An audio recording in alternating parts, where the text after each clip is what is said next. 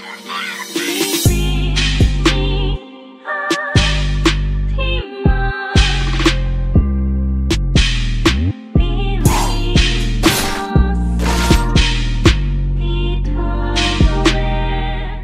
I can't help but talk about this. This Dragon Ball Super episode was insane.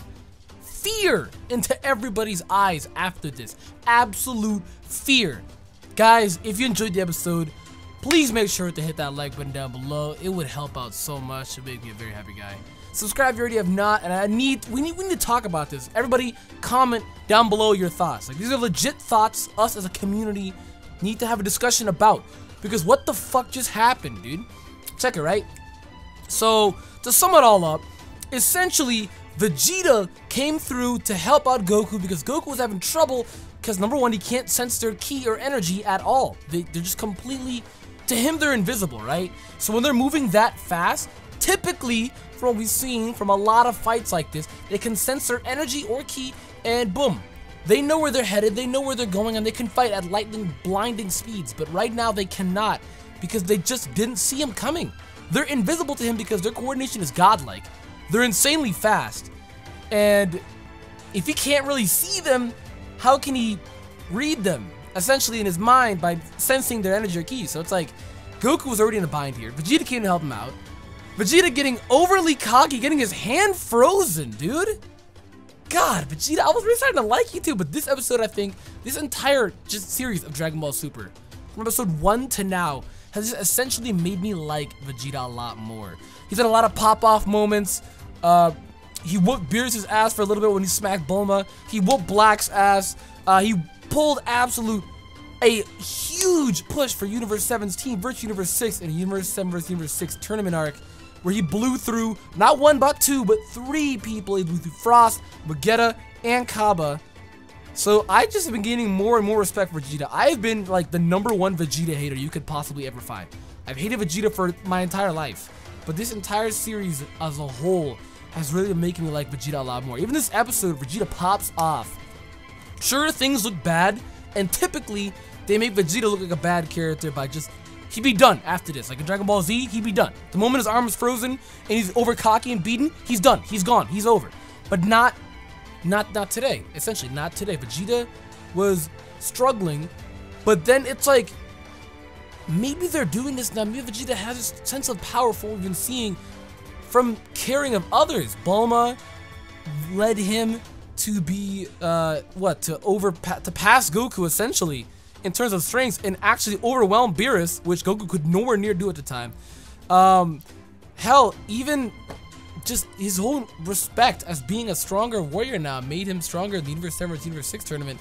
And then the black thing, his son, Trunks. So it's like, Vegeta, maybe the carrying has gotten Vegeta a lot stronger here. But no, getting back to the point, Vegeta popped off, alright? He popped off. Sure, he was blown back for just a little bit. Nowhere near as disrespected as Goku, though. Goku was just completely overwhelmed here. I couldn't sense them. But at the same time, it's pretty obvious he's holding back. He's at his base form, but his base form is actually incredibly powerful. We do know that his base form is stronger than Frieza's final form, which you've seen in the movie and as well in the Super. So, basically, as a Saiyan grows stronger, their base forms grow stronger as well as every other form that they have grows stronger. So Goku Super Saiyan 1 is stronger previously than Super Saiyan 1, like, ages ago. But essentially, the point I'm trying to make is that they kind of held back here. You can tell being in their base forms where these guys are overwhelming them, and typically Goku and Vegeta are known for holding back to see just how strong the enemy is, to then overwhelm the enemy by disrespecting them, saying, hey, you're strong, but yeah, we make that look like rice grains. So, which essentially they did. More along towards the end though, you have Lavender actually getting injured by one of his teammates, and you can see the sheer respect that Universe 9 has for each other, because the moment that one of Universe 9's Goonies hurt each other, they all got upset, worried, and concerned. And it is only interesting to bring up and talk about, because from what we've seen from a lot of DBZ villains, normally when a villain hurts his partner, they don't give two rats ass. You know, they're dead, they're injured, they don't care. But when it came to this, they care. And here's the interesting part. They're not really villains. No one really here is a villain of the universe. They are merely just protecting their own universe. It's more of like a defense mechanism rather than, hey, you're bad, let's kill you. Well, it's kind of that too. They think Goku's a bad guy, so really Goku's seen as a villain here, but they're not necessarily a villain, I should say.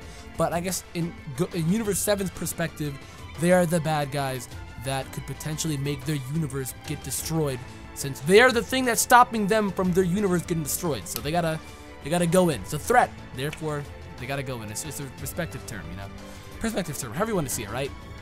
But they care about each other. They do. You see that they actually have some type of bond, and maybe they've worked with each other for a long time. We didn't get much backstory of Universe 9, so all we know is the Wolf Brothers, which they had the Danger Triangle. I love when Zeno said it's like Danger Triangle. Tacky ass name, but it was kind of fucking cool. Like, I got JoJo vibes from that when they say like English words, but I know not everything is a JoJo reference, right? I've just been watching JoJo a lot recently. Get off my back, dude. But essentially, when Vegeta's arm got frozen, I thought it was absolutely badass how he just transforms and immediately breaks the thread, which is every villain is always over cocky and overconfident. They're like, oh, this is my thread. It's impossible to break. No one in the universe has broken it. And I'm like, you know they're gonna break it the moment they say something like that. Like when Goku Black is like, oh, I'm the most perfect, flawless being of all time. I will never be beaten as he's beaten. So it's like, dude, every time a villain gets overconfident like this, or someone gets overconfident like this, they get shredded. I think Vegeta himself really learned that in the entire Z Saga series. So, yikes. But here's the crazy part, right? I thought it was cool when Goku and Vegeta overwhelmed the Wolf Trio brothers here, and the moment they went Super Saiyan Blue and Vegeta's final flash, I absolutely love. Easily one of my favorite key energy moves in the entire series of Dragon Ball. It's top 5. I do not care. It's top 5. Especially the first time when you use it against Cell. It's top 5, my guy. But Goku using his Super Saiyan Blue Kamehameha, Vegeta using his Super Saiyan Blue Final Flash, absolutely overwhelmed the Wolf Trio's ultimate final move, which it seemed to be like their last trump card here. Their strongest technique that they all use in synergy, and we do know as a trio, they are the strongest. As a trio, since their synergy is really good, they're brothers, so they've known each other since birth, and they're incredibly powerful once they work together. They're more of a threat when they work together rather than solo. We've seen that since they were gotten blown away in the preliminary fights, which when Boo participated, they were absolutely blown away. Yeah, even Gohan destroyed Lavender. Though Lavender was kind of whooping Gohan's ass, it was a draw, but we know Gohan. We know if Gohan had been there with the power he has now, he would have won. But essentially, what I'm trying to say is that they work better as a team rather than solo, which we've seen. But I got to admit, hell, they may have been the entire universe gone. Like, they may be the only universe that's knocked out right now, but they definitely put a name for themselves. They knocked out first off, they knocked off one person. I think it was Universe 10 member they actually knocked out, and it was one of the Wolf Trio, and he actually knocked out a member of Universe 10, the very first member out of the entire tournament, which actually says something that they're not necessarily the weakest here. But then it's ironic now because they are the first universe to be erased. If you didn't watch the episode, why are you watching this review? To get spoiled. But essentially here, Zeno erased the entire Universe 9. He erased the Fighters, the God of Destruction, the Supreme Kai. He has destroyed every planet, sun, moon, star, universe, galaxy. I would say galaxy is what I'm to say. Galaxy, he destroyed everything. It's all gone. It's like it never existed. It's gone. Just like that. So it's like a lot of people watching this episode, which I saw some people today posting their thoughts about it. It's like they all underestimated what Zeno can actually do. We've seen the guy destroy an entire timeline, dude. So it's like people are underestimating that Zeno can do this, dude. Like, what did you expect, my guy? But it's nice to see this information now. The people that are actually on the stands, my thoughts going into this, I thought that they would essentially erase them once the entire fight is over. Being that, let's say for example, Goku and Jiren are the last two fighters left, and hypothetically Jiren wins. They would erase every universe in order by who lost first to whom lost last. And the last universe standing, Jiren's universe, would have won. That's how I thought it was gonna go. But no, they erased the universe right away, dude. They stopped everything and it was like, yo guys, what up? We're gonna pause everything and delete Universe 9 and then afterwards continue on. And you can tell the ultimate angel, I forget his name always, but Whis' dad essentially, he got very serious here. And the thing is I think the angels, they might actually be evil. I genuinely think they're up to something right now. You saw the angel from Universe 9 smirking as his universe is erased. He has no home now. Essentially outside of the home of Zeno's palace, you know, where all the angels are free to go. But it's like, the man was like, what? His entire universe is erased and he smiles? He smirks? Zeno is an infant. He will literally do anything that he wants and it does not faze him, alright? Now Whis' dad, he is a genius, a prodigy, and insanely powerful. So we know that he is fully aware of what's going on right here. Fully aware. Since the man can essentially control Zeno, and I say this because it's like Zeno's an infant, he's like the father to these infants, you know what I mean? He's like, oh, you guys would rather not want to do this? And they're kids, so they're immediately going to be hearing his tone of voice and be all like, yeah, let's do this. So, not necessarily control, but you know what I mean? Maybe manipulate? I don't know what I mean. But right now, these angels, sketchy, man. Extremely sketchy. I think they're up to something. I don't like it. I know there was a leak a long couple months ago saying that the angels are evil.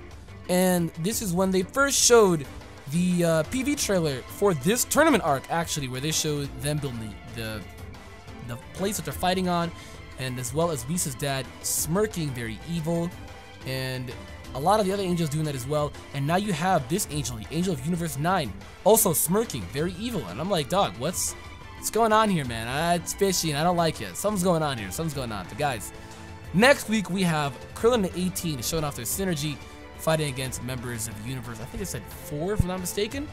So I'm excited to see just how strong, especially Android 18. We haven't seen much of her. We know that Android 17, because Champa was saying that once you delete Vegeta and Goku, Universe 7 literally is no threat at all. It's not even a contender.